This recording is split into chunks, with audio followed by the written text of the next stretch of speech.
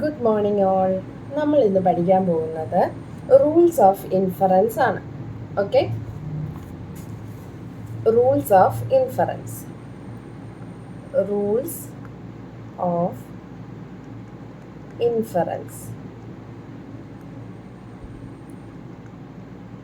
Okay, rules of inference പറയുന്നതിന് മുന്നേ എന്താണ് സ്റ്റേറ്റ്മെൻറ്റ് എന്ന് പറയും. എന്താണ് സ്റ്റേറ്റ്മെൻറ്റ്? നമ്മളൊരു കാര്യം സ്റ്റേറ്റ് ചെയ്യുന്നതിനാണ് സ്റ്റേറ്റ്മെൻറ്റ് എന്ന് പറയുന്നത്. അതായത് ഇപ്പം ഇന്നൊരു സണ്ണി ഡേ ആണെങ്കിൽ, ഓക്കെ, ഇന്നൊരു സണ്ണി ഡേ ആണെങ്കിൽ അല്ല, ഇന്നൊരു സണ്ണി ഡേ ആണ്, അല്ലെങ്കിൽ ഞാൻ നേരത്തെ പഠിച്ചു കഴിഞ്ഞു, ഓക്കെ, അല്ലെങ്കിൽ നമ്മളൊരു സ്റ്റേറ്റ്മെൻറ്റ് എന്തെങ്കിലും റോഡിൽ കൂടെ ഒരു ചുവന്ന കാറ് പോയി, ഓക്കെ, അങ്ങനെ പല സ്റ്റേറ്റ്മെൻറ്റ്സ് കാണും അല്ലേ. അപ്പോൾ ഈ ഓരോന്നിനെ ഈ P1 എന്ന് പറയുന്ന ഒരു സ്റ്റേറ്റ്മെൻ്റ് ആണ്, P2 എന്ന് പറയുന്ന ഒരു സ്റ്റേറ്റ്മെൻ്റ് ആണ്, P3 എന്ന് പറയുന്ന ഒരു സ്റ്റേറ്റ്മെൻ്റ് ആണ്. അങ്ങനെ നമുക്ക് ഇഷ്ടമുള്ള ഇത്ര സ്റ്റേറ്റ്മെൻറ്റ്സ് നമുക്ക് എഴുതാം. ആൻഡ് ഈ സ്റ്റേറ്റ്മെൻറ്റ്സിനെയാണ് നമ്മൾ എന്തെന്ന് പറയുന്നത്, ഈ സ്റ്റേറ്റ്മെൻറ്റ്സ്, ഈ സീക്വൻസ് ഓഫ് സ്റ്റേറ്റ്മെൻറ്റ്സിനെയാണ് നമ്മൾ ആർഗ്യുമെൻറ്റ് എന്ന് പറയുന്നത്. ഓക്കെ, ഈ സീക്വൻസ് ഓഫ് സ്റ്റേറ്റ്മെൻറ്റിനെയാണ് നമ്മൾ എന്തെന്ന് പറയുന്നത്, ആർഗ്യുമെൻറ്റ് എന്ന് പറയുന്നത്. ഓക്കെ, ഇനി നമ്മൾ ഇങ്ങനെ കുറേ സ്റ്റേറ്റ്മെൻറ്റ്സ് നമ്മൾ പറഞ്ഞു. ഓക്കെ, P1, P2, അങ്ങനെ നമ്മൾ Pn വരെ പറഞ്ഞു. ഓക്കെ, ഇനി ഈ സ്റ്റേറ്റ്മെൻറ്റും അതായത് P1 എന്ന് പറയുന്ന സ്റ്റേറ്റ്മെൻറ്റും P2 എന്ന് പറയുന്ന സ്റ്റേറ്റ്മെൻറ്റും അങ്ങനെ Pn എന്ന് പറയുന്ന സ്റ്റേറ്റ്മെൻറ്റും എല്ലാം ഉണ്ടെങ്കിൽ നമുക്കൊരു കൺക്ലൂഷനിലെത്താമല്ലോ. ഓക്കെ, ആ കൺക്ലൂഷനെയാണ് ഞാൻ Q എന്ന് വിളിക്കുന്നത്. ഓക്കെ, എനിക്ക് ഇഷ്ടമുള്ള പേരിട്ടോ, ഞാൻ ജസ്റ്റ് Q എന്ന് പറഞ്ഞതേ ഉള്ളൂ. ഓക്കെ, അങ്ങനെയാണെങ്കിൽ ഈ പറയുന്ന സ്റ്റേറ്റ്മെൻറ്റ്സ് എല്ലാം ട്രൂ ആണെങ്കിലല്ലേ നമുക്കൊരു കൺക്ലൂഷൻ കിട്ടത്തുള്ളൂ, അതായത് ഒരു സ്റ്റേറ്റ്മെൻറ്റ് കിട്ടത്തുള്ളൂ അല്ലേ. ഈ നമ്മൾ കൊടുക്കുന്ന അല്ലെങ്കിൽ ശരിയാണ് എന്ന് പറയുന്ന എല്ലാ സ്റ്റേറ്റ്മെൻറ്റുകളെയുമാണ് നമ്മൾ പ്രിമിസസ് എന്ന് പറയുന്നത്, പ്രിമിസസ് അല്ലെങ്കിൽ ഹൈപ്പോതെസിസ് എന്ന് പറയുന്നത്, ഹൈപ്പോതെസിസ് എന്ന് പറയുന്നത്. ഓക്കെ, പ്രിമിസസ് അല്ലെ ഹൈപ്പോതെസിസ്. ആൻഡ് നമുക്ക് കിട്ടുന്ന ഒരു സ്റ്റേറ്റ്മെൻറ്റ് കാണുമല്ലോ, ആ സ്റ്റേറ്റ്മെൻറ്റിനെയാണ് നമ്മൾ കൺക്ലൂഷൻ എന്ന് പറയുന്നത്. ഓക്കെ, പ്രിമിസസ് എന്താണെന്ന് മനസ്സിലായോ? നമ്മൾ കൊടുക്കുന്ന സ്റ്റേറ്റ്മെൻറ്റ്സ്, അതായത് ഇത് ശരിയാണ്, ഇത് ശരിയാണ്, ഇത് ശരിയാണ്, എല്ലാം ശരിയാണെങ്കിൽ മാത്രമാണ് നമുക്കൊരു കൺക്ലൂഷനിൽ എത്തുന്നത്, അല്ലെങ്കിൽ നമുക്കൊരു ഇൻഫറൻസിലോട്ട് നമ്മൾ എത്തുന്നത്. നമ്മളിപ്പോൾ കെമിസ്ട്രിയിലൊക്കെ നമ്മൾ പഠിക്കത്തില്ലേ, നമ്മൾ ലാബിൽ ഇൻഫറൻസ് ചെയ്തിട്ടില്ലായിരുന്നു. ഇൻഫറൻസ് എന്താണ്? നമ്മളൊരു കൺക്ലൂഷൻ എത്തുകയാണ്, അല്ലെങ്കിൽ ഇന്നതൊക്കെ നമുക്ക് കിട്ടിയത് മൂലം നമ്മൾ ഇന്ന ഒരു അഭിപ്രായത്തിലോട്ട് അല്ലെങ്കിൽ ഇന്ന ഒരു കൺക്ലൂഷനിലോട്ട് നമ്മൾ എത്തുകയാണ് എന്ന് പറഞ്ഞാലേ നമ്മൾ ഇൻഫറൻസ് ചെയ്യുന്നത്. അതാണ് എന്തെന്ന് പറയുന്നത്, കൺക്ലൂഷൻ എന്ന് പറയുന്നത്. ആ ലാസ്റ്റ് സ്റ്റേറ്റ്മെൻറ്റിനെയാണ് നമ്മൾ കൺക്ലൂഷൻ എന്ന് പറയുന്നത്. ഇപ്പം ഞാൻ ഫോർ എക്സാമ്പിൾ നമ്മൾ നിങ്ങൾ കെമിസ്ട്രി തന്നെ ഞാൻ പറയാം. നമ്മളിപ്പോൾ ഒരു ബ്രൗൺ റിംഗ് ടെസ്റ്റ് എന്ന് പറയുന്ന ഒരു സാധനം ഉണ്ടായിരുന്നല്ലോ, ഓർമ്മയുണ്ടോ? അതായത് നമുക്കൊരു റിങ് പോലൊരു സംഭവം കിട്ടും അല്ലേ. അപ്പം നമ്മൾ ഇങ്ങനെ പല കാര്യങ്ങളും ഇന്നതിട്ടു, ഇതിട്ടു, അതിട്ടു, ഇതിട്ടു, അങ്ങനെ എല്ലാം കൂടെ ഇടുമ്പോൾ നമുക്ക് റിങ് പോലൊരു സംഭവം കിട്ടും. അതിൻ്റെ ഒരു ഇൻഫറൻസ് ആയിട്ട് നമ്മൾ ഈ ബ്രൗൺ റിംഗ് ടെസ്റ്റ് ചെയ്തത് കൊണ്ട് നമുക്ക് അതായത് അത് സാറ്റിസ്ഫൈ ചെയ്യുന്നു. പിന്നെ എന്തെങ്കിലുമൊക്കെ കാണും, ഇതിൻ്റെ കളർ അതാണ്, അല്ലെങ്കിൽ ഇന്ന റിയാക്ഷൻ ഉണ്ടാകും, അങ്ങനെ പല കാര്യങ്ങളും നമ്മൾ കൂട്ടി വായിച്ചാൽ നമുക്ക് ഒരു കൺക്ലൂഷനിലെത്തും നമ്മുടെ സോൾട്ട് ഇന്ന സോൾട്ട് ആണെന്ന്. ഓക്കെ, ജസ്റ്റ് ഒരു NaCl, ഓക്കെ, ഞാൻ അറിയാവുന്ന ഒരു സോൾട്ടൊക്കെ പറഞ്ഞതേ ഉള്ളൂ. ഇന്നത് വരും എന്നുള്ളതിൻ്റെ കൺക്ലൂഷൻ നമുക്ക് പല കാര്യങ്ങളിൽ നിന്നാണ് കിട്ടുന്നത് അല്ലേ. അപ്പം അതിന് തന്നെയാണ് നമ്മൾ ഇൻഫറൻസ് എന്ന് പറയുന്നത്. അപ്പം ഈ ഇൻഫറൻസിലോട്ട് അല്ലെ ഒരു കൺക്ലൂഷനിലോട്ട് എത്താൻ നമുക്ക് പല കാര്യങ്ങളും വേണം. ഇതിൻ്റെ കൂടെ ഒരു കാര്യം കൂടെ പറഞ്ഞോട്ടെ, ഒരു സ്റ്റേറ്റ്മെൻറ്റ് അല്ലെ ഒരു ആർഗ്യുമെൻറ്റ് വാലിഡ് ആണെന്ന് പറയണമെങ്കിൽ ഒരു കാര്യം കൂടെ വേണം, അതൊരു ടോട്ടോളജി ആയിരിക്കണം. ഓക്കെ, ടോട്ടോളജി ആയിരിക്കണം. ടോട്ടോളജി ആണെങ്കിൽ മാത്രമേ നമുക്ക് എന്തെന്ന് പറയാൻ പറ്റത്തുള്ളൂ, ഇത് വാലിഡ് ആണെന്ന് പറയാൻ പറ്റത്തുള്ളൂ. അതായത് ഇതിൻ്റെ എല്ലാം കൂടെ റിസൾട്ടായിട്ട് വരുന്ന ആൻസർ എന്തായിരിക്കണം, അതെല്ലാം ട്രൂ ആയിരിക്കണം. ഓക്കെ, അതിനെയാണ് നമ്മൾ ടോട്ടോളജി എന്ന് പറയുന്നത്. അതായത് റിസൾട്ട് എല്ലാം നമുക്ക് ട്രൂ ആയാൽ മാത്രമേ നമുക്ക് ടോട്ടോളജി എന്ന് പറയാൻ പറ്റത്തുള്ളൂ.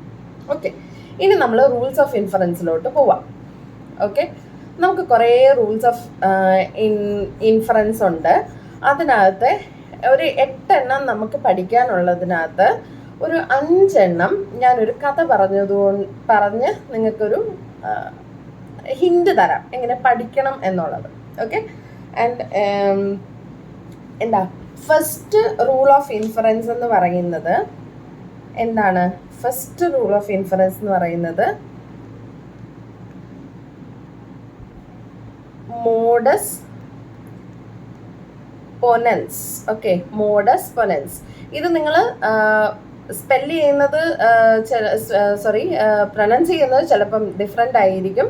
എനിവേ, ഫസ്റ്റ് റൂൾ പറയുന്നത് എന്താണെന്ന് ചോദിച്ചാൽ, പിയും ഉണ്ട് പി ഗിവ്സ് ക്യൂവും ഉണ്ട് എങ്കിൽ റിസൾട്ട് ക്യൂ ആയിരിക്കും എന്നാണ് നമ്മുടെ റൂൾസ് ഓഫ് ഇൻഫറൻസ് പറയുന്നത്.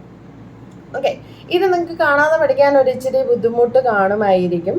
എനിവേ, ഞാൻ അതൊരു ഹിന്റ് വെച്ചിട്ട് പഠിപ്പിക്കാം. ഓക്കെ, ഈ പി എന്ന് പറയുന്നത് ഞാൻ മോഹൻലാലാണെന്ന് പറയുക. ഓക്കെ, മോഹൻലാലാണെന്ന് പറയുന്നു. ക്യൂ എന്ന് പറയുന്നത് ഞാൻ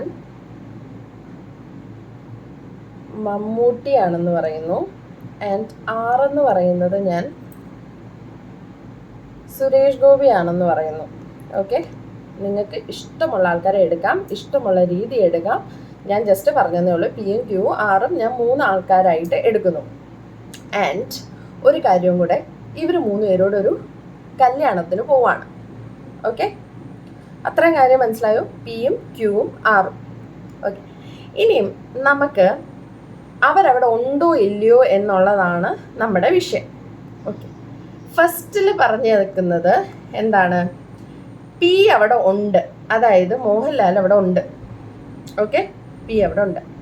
രണ്ടാമത്തെ സ്റ്റേറ്റ്മെന്റ് പറയുന്നത് പി അവിടെ ഉണ്ടെങ്കിൽ ക്യൂ അവിടെ കാണും എന്നല്ലേ? ആണല്ലോ.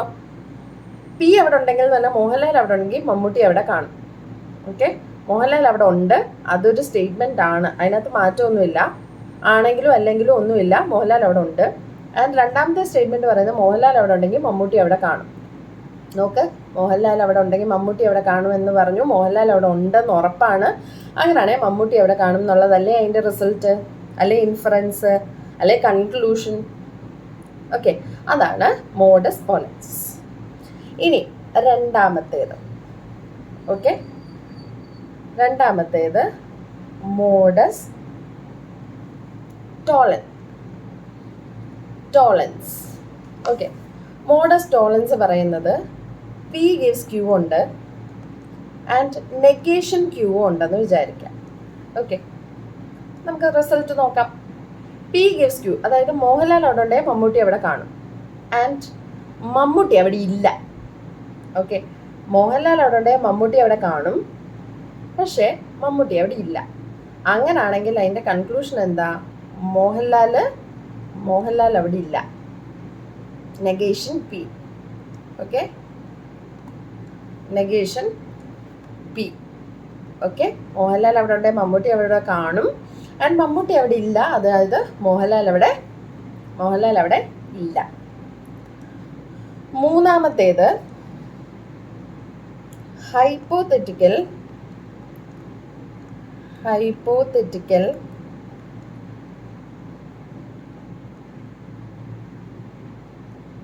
സിലോജിസം. Okay, hypothetical syllogism.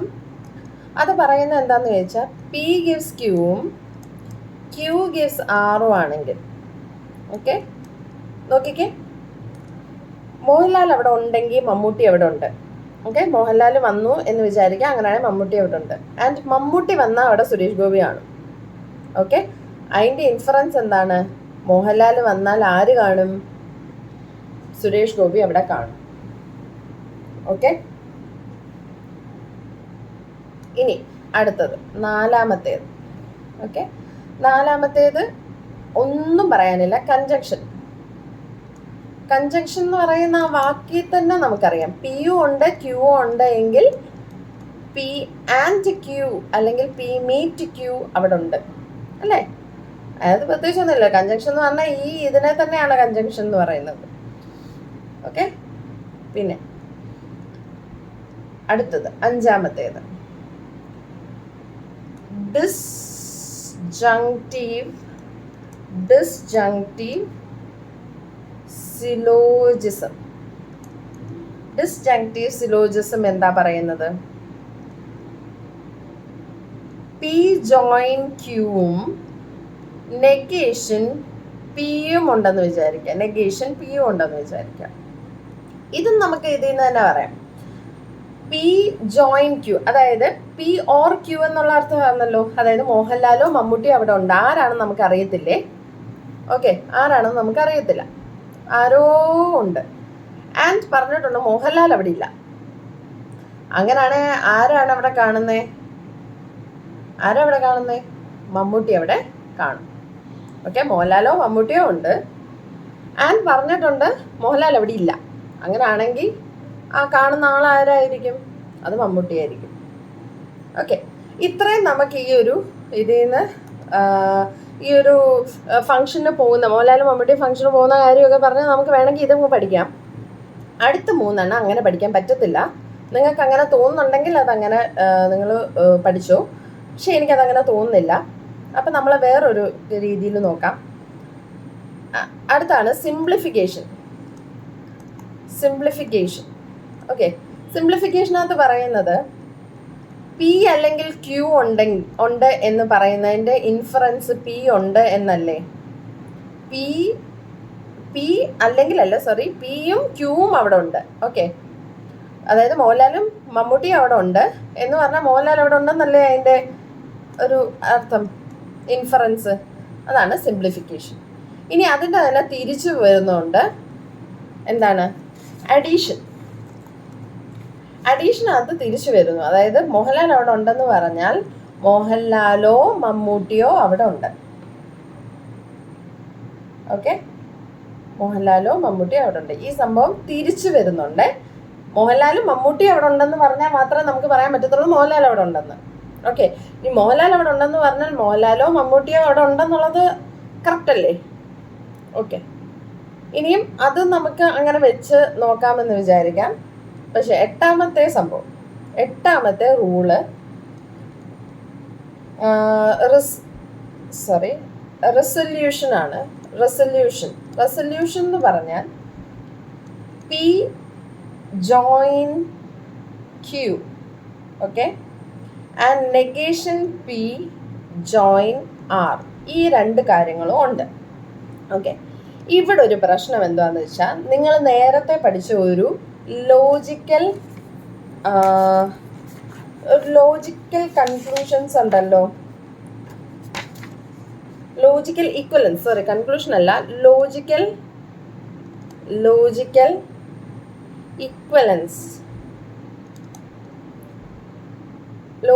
ഇക്വലൻസിനകത്ത് നമ്മൾ കണ്ടീഷണൽ സ്റ്റേറ്റ്മെന്റ് വരുമ്പോൾ ലോജിക്കൽ ഇക്വലൻസ് പഠിച്ചതിനകത്ത് ഒരു കാര്യം പഠിച്ചിട്ടുണ്ട്.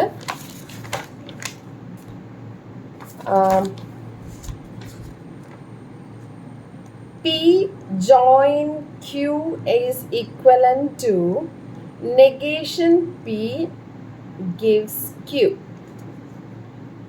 ഓക്കെ, ഇപ്പുറത്തോട്ട് എഴുതാം അല്ലേ? ഓക്കെ, നമ്മൾ പറഞ്ഞത് ലോജിക്കൽ ഇക്വലൻസിനകത്ത് നമ്മൾ പറയുന്നത് P join Q എന്ന് പറഞ്ഞാൽ it is equivalent to negation P gives Q. ഇത് ലോജിക്കൽ ഇക്വലൻസിനകത്ത് നമ്മൾ പഠിക്കുന്ന ഒരു കാര്യമാണ്. ഓക്കെ, ഇത് വെച്ചിട്ടാണ് നമ്മൾ പറയുന്നത്. ഓക്കെ, അപ്പം P ജോയിൻ ക്യൂവിൽ നിന്നും നമുക്ക് എന്ത് മനസ്സിലാക്കാം?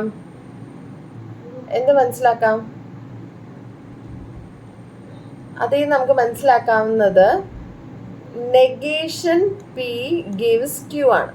ഓക്കെ, ഇനി negation P join R. Negation P എന്ന് പറഞ്ഞാൽ ക്യൂ ആണ്, അതായത് ക്യൂ ജോയിൻ ആർ. ഓക്കെ, അതാണ് നമ്മുടെ റെസൊല്യൂഷൻ എന്ന് പറയുന്നത്, Q join R. Okay, negation P join R എന്ന് പറഞ്ഞാൽ നെഗേഷൻ പി എന്ന് പറഞ്ഞാൽ നെഗേഷൻ പി ഗിവ്സ് ക്യൂ എന്ന് നമ്മൾ ഓൾറെഡി ഇവിടെ പറഞ്ഞിട്ടുണ്ട്. അതായത് ക്യൂ ജോയിൻ ആർ. ഓക്കെ ആണോ? ഇതാണ് നമ്മുടെ റൂൾസ് ഓഫ് ഇൻഫറൻസ്. ഓക്കെ, ഇനിയും റൂൾസ് ഓഫ് ഇൻഫറൻസിൻ്റെ ഈ ടേബിൾ നിങ്ങൾ പഠിക്കുക എന്നുള്ളതാണ്. അതിന് ജസ്റ്റ് ഒരു എളുപ്പ വഴി പറഞ്ഞു തന്നെന്നുള്ളതേ ഉള്ളൂ. ഓക്കെ, അത് നിങ്ങൾ കാണാതെ പഠിച്ചിരിക്കണം. ഇനിയും rules of inference of quantified statements. അതിനകത്ത് വലിയ കാര്യമൊന്നുമില്ല. 2 രീതിയിലാണ് നമ്മൾ ക്വാണ്ടിഫൈഡ് സ്റ്റേറ്റ്മെൻറ്റ്സിന് പറയുന്നത്. യൂണിവേഴ്സൽ ഇൻസ്റ്റൻറ്റൈസേഷനും യൂണിവേഴ്സൽ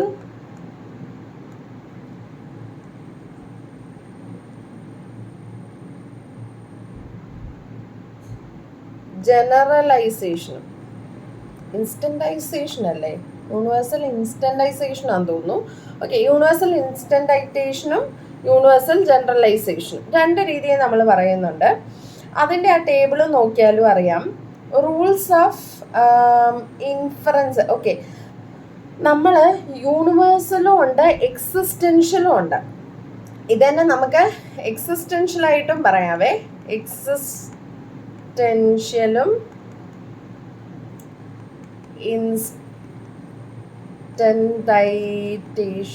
ഇൻസ്റ്റൻറ്റൈസേഷൻ എന്ന് തോന്നുന്നു. യൂണിവേഴ്സൽ മാറ്റി, സോറി, എക്സിസ്റ്റൻഷ്യൽ അല്ലേ?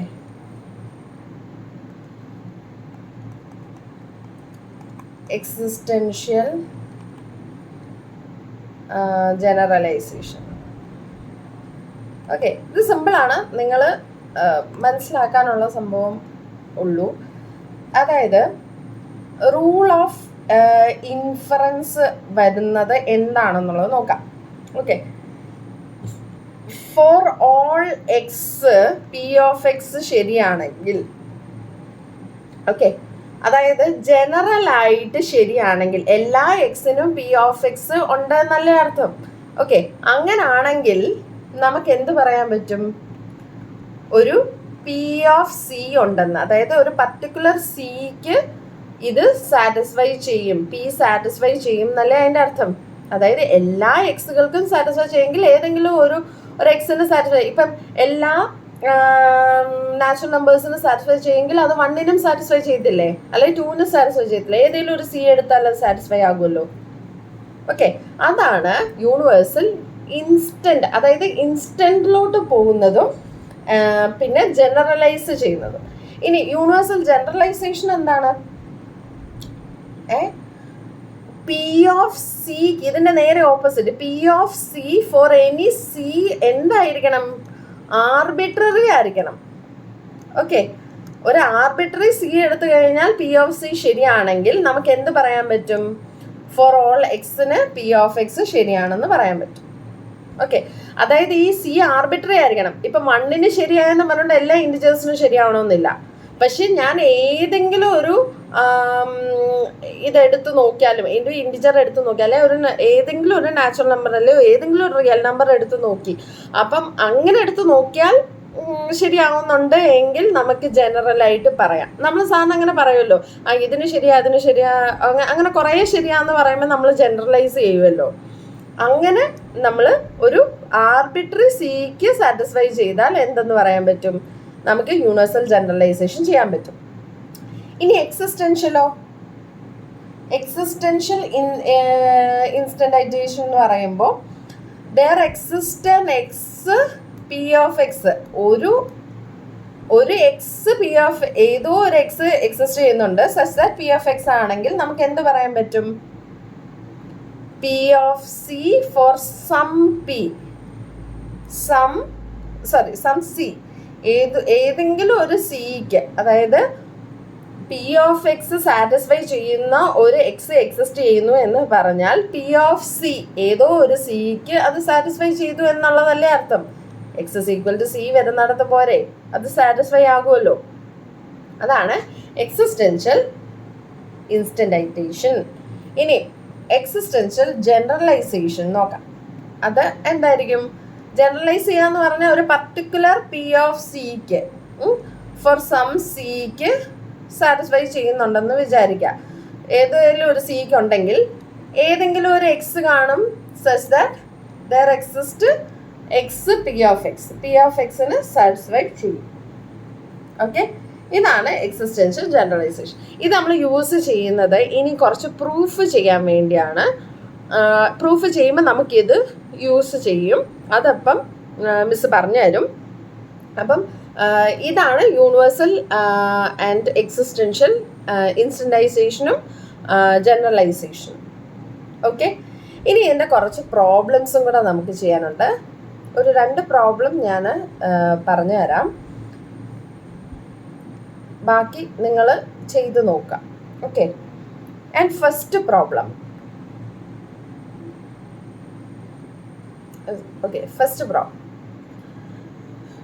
problem, it is not sunny this afternoon. Okay, അപ്പോൾ നമ്മൾ നമ്മുടെ സ്റ്റേറ്റ്മെൻറ്റും എടുത്തിട്ട് നമ്മൾ ഓരോ പ്രിപ്പോസിഷൻസ് ആക്കണം. ഓക്കെ, ഓരോ സ്റ്റേറ്റ്മെൻറ്റ്സ് ഓരോ പ്രിപ്പോസിഷൻസ് ആക്കണം. It is not sunny this afternoon. അപ്പോൾ നമ്മൾ പി എന്ന് പറയുന്ന സ്റ്റേറ്റ്മെൻറ്റ് എടുക്കുന്നത് അല്ലെങ്കിൽ ആ ഒരു പ്രപ്പോസിഷൻ എടുക്കുന്നത് it is sunny. Not sunny എന്നുള്ളത് നോക്കണ്ട കേട്ടോ, അത് നമുക്ക് നെഗേഷൻ കൊടുത്താൽ മതി. It is sunny this afternoon.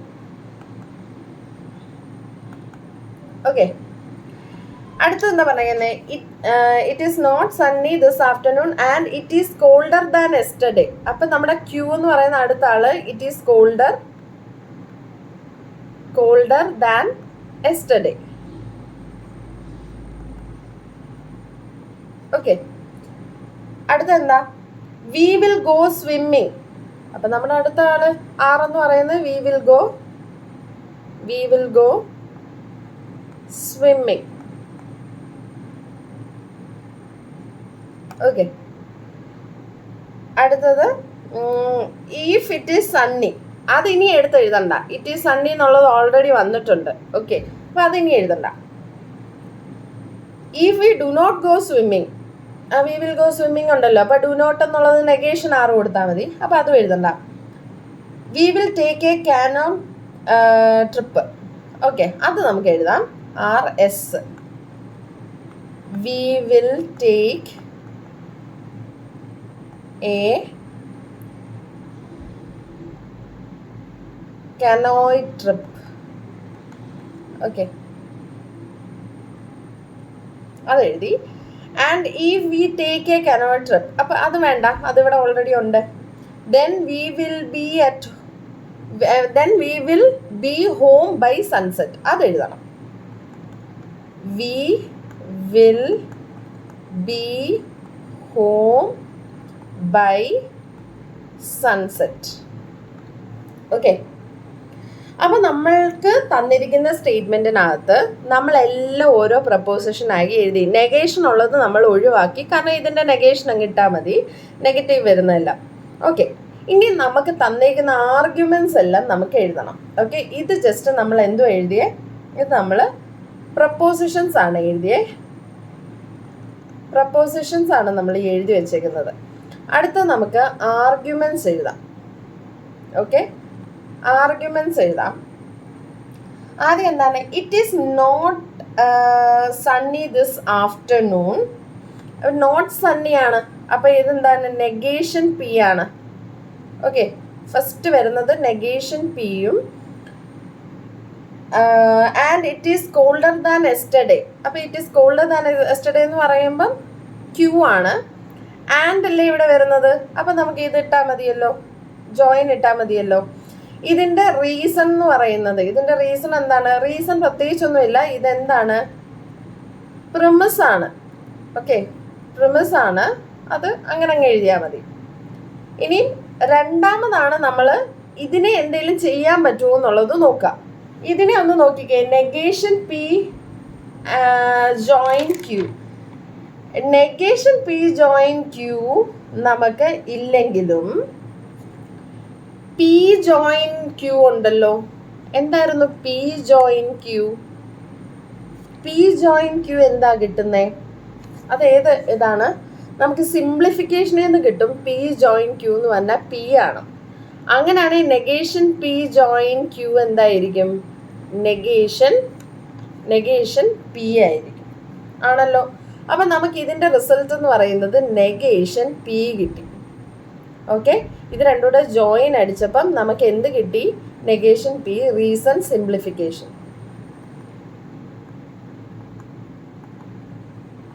Okay ആണോ? സിംപ്ലിഫിക്കേഷൻ. ഇനി നമുക്ക് അടുത്തത് നോക്കാം.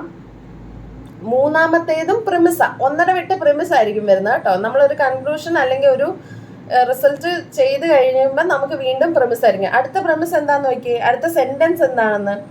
V will go swimming only if it is Sunny. Okay, V will go swimming എന്ത് ചെയ്യേ? വി വിൽ ഗോ സ്വിമ്മിങ് ആറ്. Okay, if it is Sunny. Okay, അപ്പൊ ആറ് പോകണമെങ്കിൽ എന്ത് വേണം? It is Sunny. സണ്ണി എന്ത് ചെയ്യും? സണ്ണി എന്ന് പറയുന്നത് പി ആണ്. Okay, R gives P. അതാണ് നമ്മുടെ പ്രിമിസ് എന്ന് പറയുന്നത്. ഓക്കെ,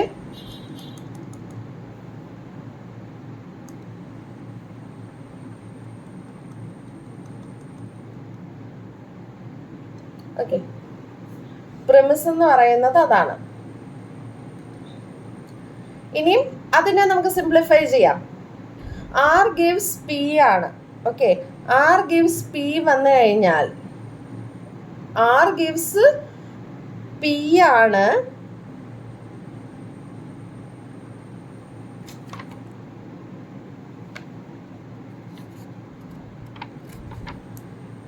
നോക്കിയേ, നമുക്കിവിടെ മോഡസ് ടോളൻസ് ഒന്ന് നോക്കാം. മോഡസ് ടോളൻസ് അനുസരിച്ച് എന്താ പറയുന്നേ?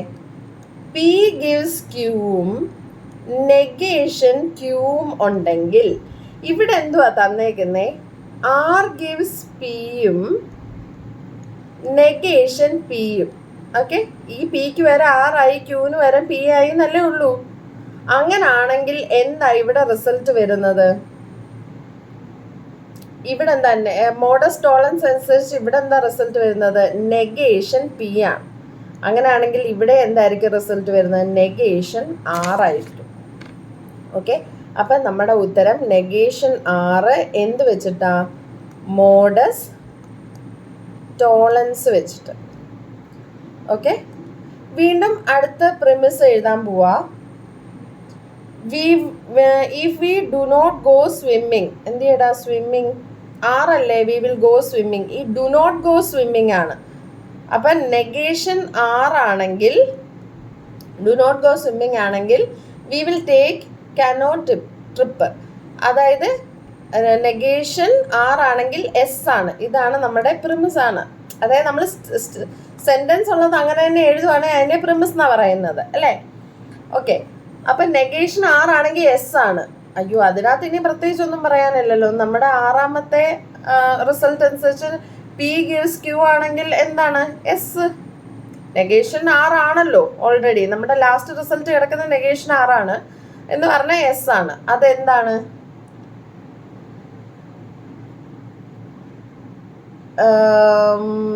ആറാണെങ്കിൽ ഓക്കെ, എസ് ആണ്. മോഡസ് പി ഗിവ്സ് ക്യൂ വന്നു കഴിഞ്ഞാൽ ഇത് മോഡസ് പൊനൻസ്. ഓക്കെ, ഇനി നമുക്ക് ഏഴാമത്തേത് എന്താണ്? അടുത്തത് വീണ്ടും സ്റ്റേറ്റ്മെന്റ് തന്നെയല്ലേ വരുന്നത്? And if we take canoe trip പോകുന്നുണ്ടെങ്കിൽ, അതായത് എസ് ആണെങ്കിൽ, then we will be home by sunset. ഇതാണെങ്കിൽ ടി ആണ് എന്നല്ലേ? അത് നമ്മുടെ പ്രിമിസ് ആണ്. അങ്ങനെ ആണെങ്കിൽ എന്താണ്? എട്ടാമത്തെ വീണ്ടും നമുക്ക് കൺക്ലൂഷനിലെത്താം. നമുക്ക് ഇൻഫറൻസിലോട്ട് വരാം. അതെന്താണ്? ടി ആണ്, അല്ലേ? എസ് ആണെങ്കിൽ ടി ആണ്. എസ് ആണല്ലോ ഓൾറെഡി. നോക്കിയേ, ഇവിടെ എസ് അല്ലേ തന്നേക്കുന്നത്. അപ്പം എസ് ആണെങ്കിൽ ടി ആണ്. അപ്പം ഉത്തരം ടി ആണ്. അതെന്താണ്? അത് വീണ്ടും മോഡസ് പൊനൻസ്. ഓക്കെ, അങ്ങനെ നമുക്ക് എന്തെന്ന് കിട്ടി? ഇത് വാലിഡ് ആണ്. ഇടയ്ക്ക് വെച്ചൊന്നും നിന്ന് പോയില്ലല്ലോ, ഇത് വാലിഡ് അല്ലേ? അപ്പൊ ഈ സ്റ്റേറ്റ്മെന്റ് എന്താണ്? It is valid. ട്രൂ അല്ലേ കിട്ടുന്ന എല്ലാം? True true true true true വന്ന് പോവല്ലേ? അപ്പൊ എല്ലാം എന്താണ്? വാലിഡ് ആണ്. മനസ്സിലായി എന്ന് വിശ്വസിക്കുന്നു. ഇല്ലെങ്കിൽ ഒന്നുകൂടെ ഇതൊന്ന് കേട്ട് നോക്കാം. നമുക്ക് അടുത്ത പ്രോബ്ലത്തിലോട്ട് പോകാം.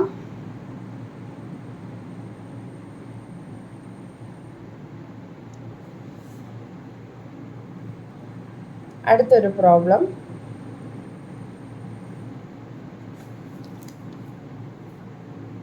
Okay. If you send me an email message. അപ്പോൾ നമുക്ക് രണ്ടാമത്തെ ക്വസ്റ്റ്യൻ ആണ്. നമുക്ക് അതിനകത്ത് പി എഴുതാം. You send me an email message. Okay. ഇനി അടുത്തത് then I will finish writing the program. അപ്പോൾ പി ക്യു എന്ത് വരും? I will finish writing the program. Okay. അടുത്തത് if you do not send me an email message. അത് വീണ്ടും എഴുതണ്ടായല്ലോ. You send me an email message ഉണ്ട്. Then I will go to sleep early. അത് എഴുതാം. I will go to sleep early. Okay, അതെഴുതി. ഇനി എന്താണ്?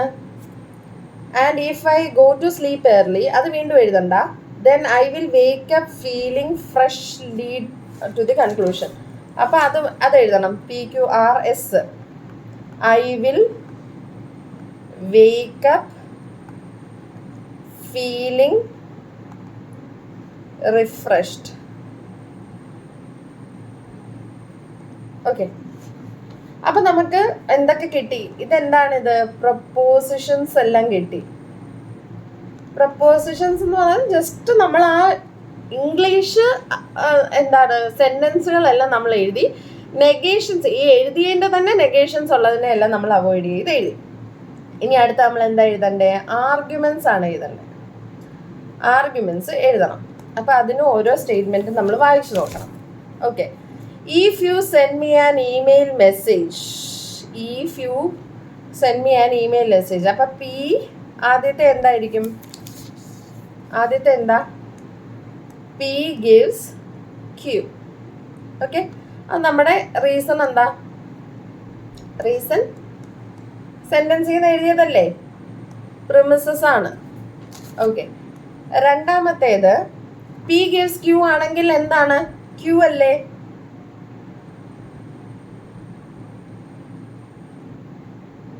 Okay. രണ്ടാമത്തെ അവിടെ നിൽക്കട്ടെ, അതിന് നമുക്ക് കാര്യമില്ല. പി ഗിവ്സ് ക്യൂ അവിടെ നിന്നോട്ടെ. രണ്ടാമത് പറഞ്ഞേക്കുന്നത് if you do not send me an email message. If you do not send me an email message ആണ്. ഡു നോട്ട് സെൻഡ് മീ, അതായത് നെഗേഷൻ പി ആണ്. Do not send me an email message then I will go to sleep early. Negation P ആണെങ്കിൽ എന്താണ്? ആറാണ് അല്ലേ? Negation P ആണെങ്കിൽ ആറാണ്. അതാണ് നമ്മുടെ പ്രിമിസ്. ഓക്കെ. ഇതിനൊരു കൺക്ലൂഷൻ നമുക്ക് എടുത്തില്ലെങ്കിലും നെഗേഷൻ ആക്കണം അല്ലേ? നെഗേഷൻ ആക്കണമെങ്കിൽ നമുക്ക് എന്ത് എഴുതണം? ഇതിൻ്റെ കോൺട്രാ പോസിറ്റീവ് എഴുതണം. കോൺട്രാ പോസിറ്റീവ് എഴുതണം. ഓക്കെ. കോൺട്രാ പോസിറ്റീവും ഇതിൻ്റെയും നമ്മൾ എന്ത് പറഞ്ഞായിരുന്നു? ട്രൂത്ത് വാല്യൂ സെയിം ആണെന്ന് പറഞ്ഞു അല്ലേ? അപ്പം നമുക്ക് വേറെ ഒന്നും എഴുതാൻ പറ്റില്ല, കോൺട്രാ പോസിറ്റീവ് എഴുതാം. കോൺട്രാ പോസിറ്റീവ് എന്ന് പറയുമ്പം negation Q gives negation P. Okay. എന്തുകൊണ്ടാണ് നമ്മൾ കോൺട്രാ പോസിറ്റീവ് എഴുതിയത്? കോൺട്രാ പോസിറ്റീവ് നമ്മൾ എഴുതാൻ കാര്യം കോൺട്രാ പോസിറ്റീവിൻ്റെയും സ്റ്റേറ്റ്മെൻ്റ് പ്രപ്പോസിഷൻ്റെയും ട്രൂത്ത് വാല്യൂ എന്താണ്? സെയിം ആണ്.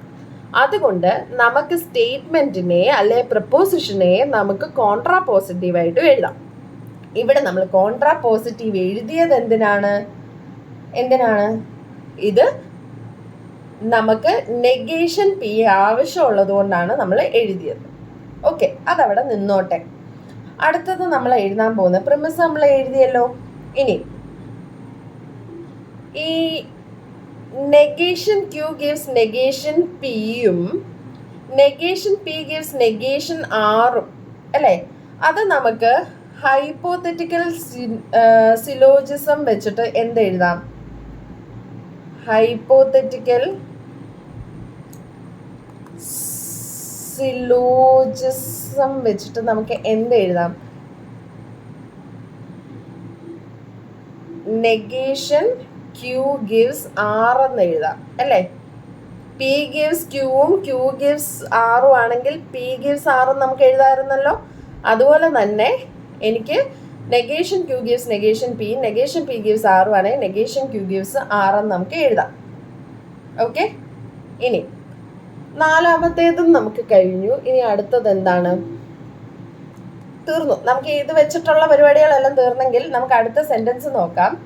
അടുത്ത പ്രിമിസ് എന്താണ് എഴുതേണ്ടത്?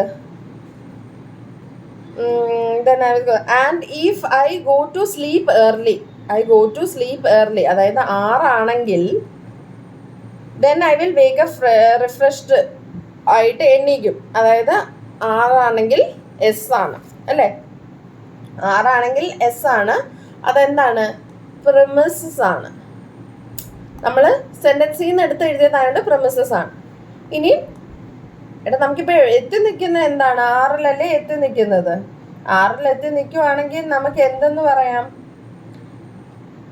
നെഗേഷൻ, ഇപ്പം നെഗേഷൻ ക്യൂ, ഇത് രണ്ടും കൂടെ ഒന്ന് നോക്കിയേ. ഇത് രണ്ടും കൂടെ നോക്കിയാൽ negation Q gives R gives S. അതിൽ നമുക്ക് എന്ത് എഴുതാം? നെഗേഷൻ ക്യൂ ഗിവ്സ് എസ് എന്ന് എഴുതാം അല്ലേ. അതും ഹൈപ്പോതെറ്റിക്കൽ സിലോജിംസ് വെച്ചിട്ട് നമുക്ക് എഴുതാം. അങ്ങനെയാണെങ്കിൽ നമുക്ക് അതിന്റെ കൺക്ലൂഷൻ കിട്ടിയില്ലേ? ആർഗ്യുമെന്റ് വാലിഡ് ആണല്ലോ. പ്രിമിസ് വെച്ചിട്ട് നമുക്ക് അവസാനം നമുക്ക് ആൻസർ കിട്ടിയില്ലേ? അതായത് എങ്ങും സ്റ്റക്കായി ഒന്നും പോയില്ലല്ലോ. എല്ലാം ഇങ്ങനെ വന്ന് നമുക്ക് ലാസ്റ്റിൽ എന്തെന്ന് കിട്ടി? ലാസ്റ്റിൽ ആൻസർ കിട്ടി. therefore ഇത് വാലിഡ് ആണ്. ഓക്കെ, ഇനിയും കുറച്ച് പ്രോബ്ലംസും കൂടെ ഉണ്ട്. അത് ഞാൻ ഫോട്ടോ ഇട്ടേക്കാം, ചെയ്ത് നോക്കണേ. Okay, by.